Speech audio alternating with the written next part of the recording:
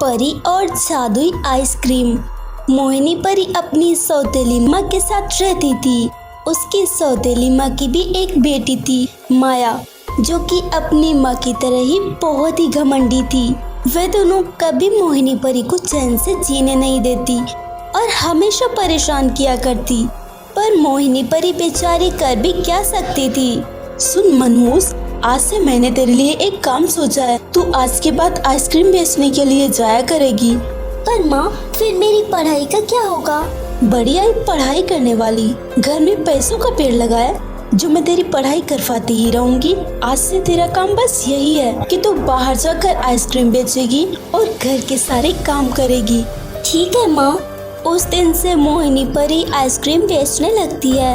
वह कर भी क्या सकती थी, उसकी जिंदगी में कोई भी खुशियाँ नहीं थी। मुझे एक आइसक्रीम देना। ये लीजिए आपकी आइसक्रीम। माफ करना, दरअसल मैं अपना पर्स घर पर ही भूल आई। तो अगर मैं पैसे कल दे दूँ तो चलेगा? ठीक है, फिर कल दे देना। शाम को मोहिनी परी घर जाकर अपनी सौतेली माँ को सारी बातें बताती है। तो ये सुनकर उसकी सौतेली माँ भड़क जाती है। घर में पैसों की बरसात होती है तो तू जिसे देख उससे आइसक्रीम बांटती फिरेगी। तेरी हिम्मत भी कैसे हुई? उसने कहा था कि वो आइसक्रीम के पैसे देगी और तूने विश्वास भी कर लिया। तेरे दिमाग में ये नहीं आया कि वो धोखा भी दे सकती है। क्या तू उसे पहले से जानती है? जो तू उससे पैसे ले भी पाएगी, वो तुझे यूं ही बेवकूफ बनाकर चली गई। तूने ना मेरा जीना ही हराम कर रखा है। अब भी कि अभी निकल जा इस घर से और कभी इस घर में कदम मत रखना। पर माँ, मुझे कुछ नहीं सुनना। मोहिनी परी उदास होकर उस घर से निकल जाती है। काफी रात हो चुकी है और अब मैं इस समय कहाँ जाऊंगी? हे भगवान, प्लीज मेरी मदद कीजिए। अरे तुम यहाँ क्या कर रही हो? तुम यहाँ? वो मैंने तुम्हें आइसक्रीम दी थी, इसीलिए माँ ने मुझे घर से निकाल दिया है। अब मैं कहाँ जाऊँ, कुछ समझ नहीं आ रहा। तुम चिंता मत करो, मेरे साथ चलो। तुम्हारे साथ? पर कहाँ? अपनी आंखें तो बंद करो। मोहिनी परी अपनी आंखें बंद करती है। फिर जब वह अपनी आंखें खोलती है तो वह एक आइसक्रीम की दुनिया में पहुंच चुकी थी। ये क्या? ये हम कहाँ आ गए? ये मेरी आइसक्रीम की जादुई दुनिया है और तुमने मुझ पे भरोसा करके मुझे आइसक्रीम दी थी। तुम कितनी अच्छी हो, इसीलिए आज के बाद तुम हमेशा यही रहोगी। मुझे तुम्हारे बारे में सब पता है। तुम्हें अपनी सौतेली माँ के पास जाने की जरूरत नहीं। तुम जब तक चाहो यहाँ रह सकती हो। तुम हमेशा यहाँ रह सकती हो। आपका बहुत बहुत धन्यवाद। मैं आपका ये एहसान कभी नहीं भूलूंगी। सो फ्रेंड्स, अगर आपको ये कहानी अच्छी लगी हो तो वीडियो को लाइक कीजिए, चैनल को सब्सक्राइब कीजिए और हमें कमेंट करके ज़रूर बताएं कि आपको कहानी कैसी लगी।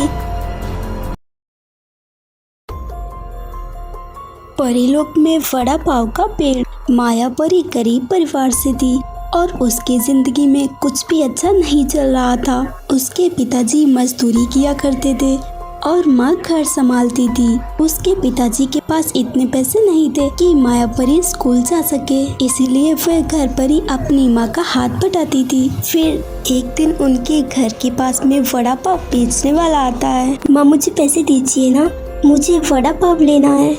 नहीं बेटा, अभी तो मेरे पास पैसे नहीं है, पर तू चिंता मत कर। मैं शाम को तेरे लिए बहुत ही अच्छे से वड़ा पाव बना दूंगी। ठीक है माँ। शाम को माया परी की माँ माया परी के लिए वड़ा पाव बनाती है। ये ले, अब खाकर बता कैसे बने हैं। माँ, ये तो काफी स्वादिष्ट है।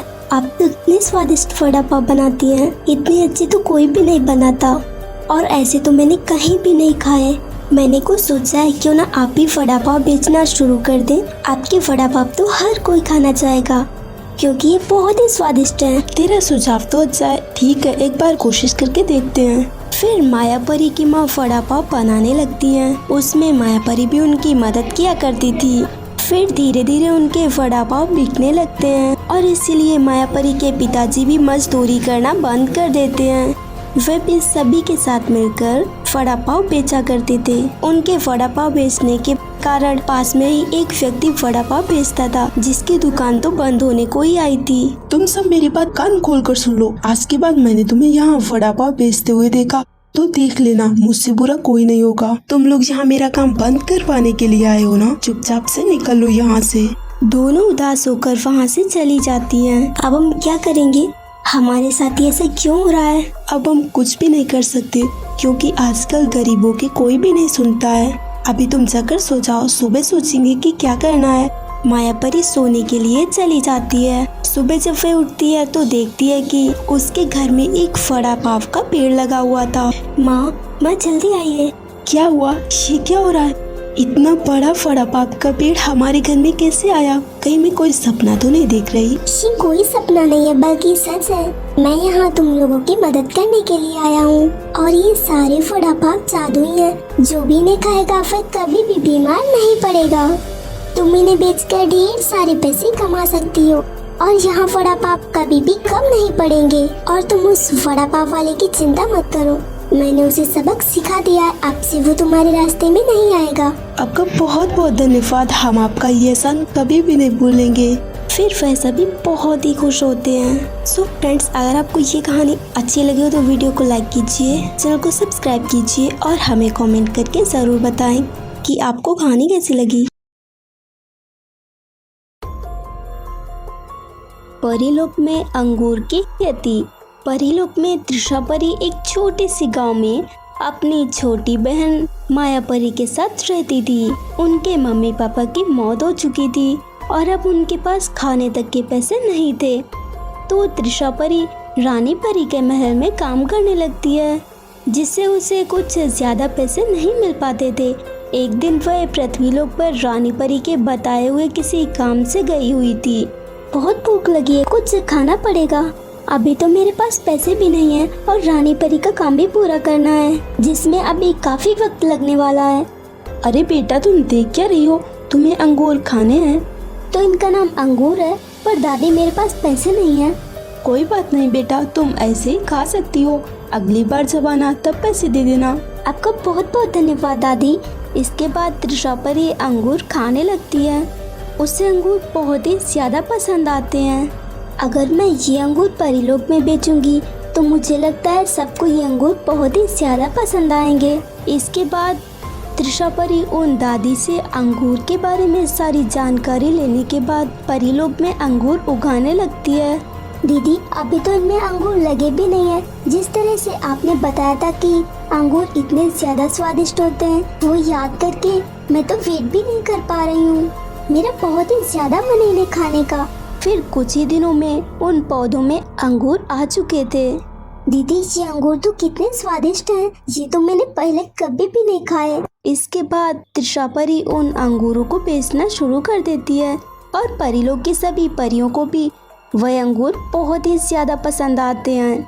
साथ ही साथ त्रिशा परी रानी परी के यहाँ काम करना भी छोड़ देती है और सिर्फ अंगूर बेचने पर ही ध्यान देने लगती है। धीरे धीरे उसका काम अच्छे से चलने लगता है। जब रानी परी को यह बात पता चलती है तो एक दिन वह त्रिशा परी को महल में बुलाती है। मैंने सुना तुमने यहाँ काम छोड़ दिया और तुम अंगूर बेचती हो। दरअसल रानी परी, मुझे यहाँ काम करने में कोई प्रॉब्लम नहीं है, पर यहाँ जितने पैसे मिलते हैं उससे हमारा कर्ज नहीं चल सकता और इसीलिए अब मैं अंगूर बेचती हूँ, जिससे हमें ज्यादा पैसे मिल जाते हैं। ठीक है, फिर तुम अंगूर बेचो, मुझे कोई प्रॉब्लम नहीं है। असल में मुझे ध्यान देना चाहिए था। रानी परी होने के नाते मुझे ख्याल रखना चाहिए था कि मेरी प्रजा को कभी कोई तकलीफ ना हो। पर अगर तुम मुझे ये सब पहले बताती तो मैं तुम